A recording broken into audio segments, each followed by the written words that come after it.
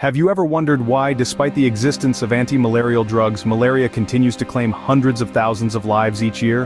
Welcome back to Victory Education Lounge. I'm your host, Maurice, and today we're diving into a crucial topic: drug resistance in malaria. Malaria continues to be one of the world's deadliest diseases, and one of the most concerning issues in its treatment is the growing resistance to anti-malarial drugs. But before we jump into that, please don't forget to hit that like button, subscribe to our channel, and leave your comments and thoughts below. If you've ever been impacted by malaria or have any insights, we'd love to hear your story. Sharing is caring, so feel free to spread this knowledge with friends and family. Malaria, caused by Plasmodium parasites, has been a persistent bane for humankind for centuries, and while we have developed many drugs to combat it, these microscopic invaders have proven remarkably adept at fighting back. The phenomenon we're discussing today is called drug resistance. This is when these parasites no longer succumb to the drugs designed to eliminate them. This resistance doesn't just happen overnight, it's primarily driven by genetic mutations within the parasite. While mutations are a natural part of any organism's life cycle, in the case of malaria, they can lead to devastating consequences. When these mutations occur, they can alter the parasite in such a way that it can withstand the effects of the anti-malarial drugs. As you can imagine, the implications of this are significant. Drug resistance severely hampers our malaria control and elimination efforts across the globe. It means that the tools we have to fight malaria become less effective and in some cases, virtually useless. And while we're constantly working on new drugs to stay ahead of the game, the parasites are always evolving, always adapting. So, drug resistance in malaria is a significant global health issue, and we're going to explore it further. In our upcoming segments, we'll delve into specific examples of drug resistance, from the historical case of chloroquine resistance to the present-day challenge of artemisinin resistance. We'll also examine the causes behind drug resistance and discuss strategies for its management and prevention. Stay tuned as we navigate the complex and fascinating world of malaria drug resistance. Let's travel back in time and consider chloroquine, one of the first anti-malarial drugs. Introduced in the 1940s, chloroquine was a game-changer in the fight against malaria. It was cheap, easy to produce, and highly effective in clearing the malaria parasite from the bloodstream. For many years, it was the go-to drug for treating and preventing malaria, saving countless lives. However, by the 1950s, reports began to emerge from Southeast Asia about chloroquine failing to cure malaria as effectively as before. As the years passed, these reports became more frequent and widespread. This was the first evidence of what we now call chloroquine resistance. You see, the malaria parasite is a tricky opponent. It has a knack for evolving and adapting. In this case, the parasite developed genetic changes that allowed it to survive exposure to chloroquine. This meant that even though people were taking the drug, the parasite could still survive and cause illness. Resistance spread rapidly. By the 1980s, chloroquine was virtually ineffective in many parts of Southeast Asia and South America.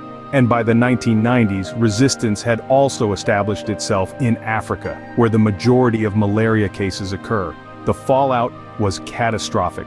Malaria cases became more severe as the drug that once kept the disease in check no longer worked. Mortality rates rose, particularly among vulnerable groups like children and pregnant women. The global fight against malaria had suffered a major setback. So what happened? How did the world respond? Well, new drugs were developed and introduced, but the damage was done. The loss of chloroquine as an effective treatment was a harsh lesson in the consequences of drug resistance. Unfortunately, chloroquine is not the only anti-malarial drug that has faced resistance. And this brings us to our next topic, the current challenge we face: resistance to artemisinin, the core component of our most effective anti-malarial treatments today. But we'll dive into that in our next segment. Fast forward to the present, and we're dealing with a similar problem: resistance to artemisinin. Artemisinin is the cornerstone of modern malaria treatment, and is used in what we call artemisinin-based combination therapies, or ACTs for short. This approach combines artemisinin with another anti-malarial drug, aiming to tackle the disease from multiple fronts and slow down resistance development. But despite our best efforts, the malaria parasite is proving to be a formidable adversary. In some parts of Southeast Asia, the parasite has started showing signs of resistance to artemisinin. This doesn't mean that the drug is entirely ineffective. Rather, it's like the parasite has donned a bulletproof vest. It can still be hurt, but it has a higher chance of surviving the initial onslaught. This survival is worrisome because it means that the parasite could potentially multiply and spread, even after treatment with ACTs. It's like we're trying to put out a fire, but some embers remain smoldering, ready to reignite the blaze. The regions currently affected by artemisinin resistance are primarily in Southeast Asia, including parts of Cambodia, Laos, Thailand, and Vietnam. However, the fear is that this resistance could spread to other regions, much like what happened with chloroquine. If that happens, we could see a resurgence in malaria cases and deaths, particularly in areas like Africa where the burden of malaria is already incredibly high. The World Health Organization and other public health agencies are closely monitoring the situation, but it's a race against time. New drugs are in development, but creating and testing these drugs take time, and the parasite is not waiting around. So, we're witnessing a repeating pattern of drug resistance. But how does this happen? To prevent drug resistance, we need to understand why it occurs. The truth is, it's a complex issue that involves several factors. Firstly, there's the misuse of drugs. When patients don't complete the full course of treatment, this gives the malaria parasites a chance to adapt and survive. It's a bit like being in a boxing ring. If you stop punching too soon, your opponent gets a chance to recover and come back stronger. Next, we have the problem of overuse. This is when drugs are overprescribed or used without a proper diagnosis. It's like using a sledgehammer to crack a nut, unnecessary and potentially harmful. The more frequently a drug is used, the greater the chance that parasites will be exposed to it and develop resistance. Then, there's the issue of poor quality or counterfeit drugs.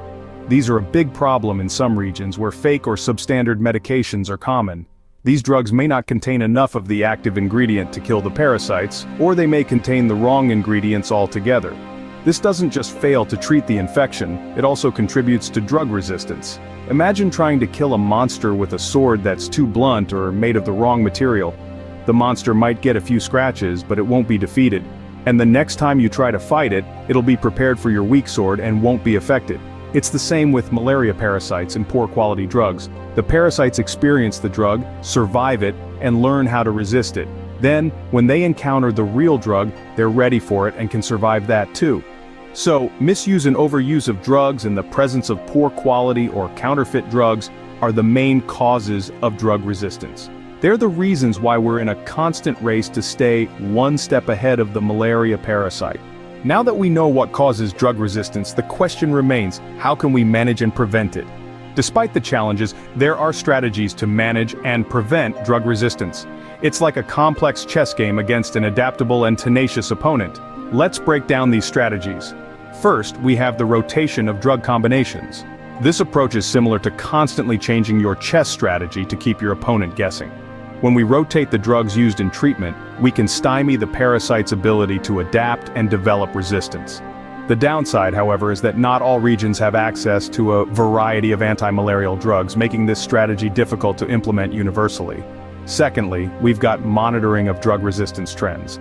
This strategy can be likened to studying your opponent's past chess games to understand their tactics. By tracking where and when resistance is developing, we can target interventions more effectively. However, this approach requires robust surveillance infrastructure and sufficient funding, which some malaria endemic areas may lack.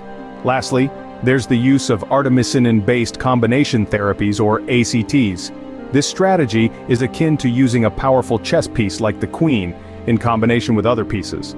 By combining artemisinin with another anti-malarial drug, we're better able to slow down the development of resistance. But remember, even this strategy has its limitations, as we've already seen the emergence of artemisinin resistance in some areas. As we can see, managing and preventing drug resistance is no easy task, but it's absolutely crucial in our ongoing battle against malaria. The strategies mentioned are not exhaustive, and research is ongoing to find more effective ways to outwit the ever-adapting malaria parasite. It's a tough fight, but one that we must continue to tackle head-on for the betterment of global health. That's all for today's segment on drug resistance in malaria. If you found this information helpful, don't forget to like, share, and subscribe for more content like this. Thanks for tuning in to Victory Education Lounge, where knowledge is our superpower. Until next time, stay curious. Before we wrap up, I want to emphasize that while we've covered a lot of ground today, there's still so much to learn about malaria. This video is just another step on our journey to understand and combat this disease. In the coming weeks, we'll continue to dive deeper into each aspect of malaria, from its life cycle to the latest research in vaccine development. If you're passionate about making a difference, I invite you to support the fight against malaria by visiting United to Beat Malaria. You'll find the link in the description below. Together, we can help save lives and create a healthier world. Every contribution, no matter how small, brings us one step closer to a world free from malaria. Remember to like, subscribe, and share your thoughts in the comments. Together we can unveil the truths about malaria and join the battle to end this global menace. Disclaimer: the information provided in this video is for educational and entertainment purposes only. Any health-related decision should be discussed with a licensed physician. Always seek the advice of your doctor or other qualified health provider with any questions you may have regarding a medical condition.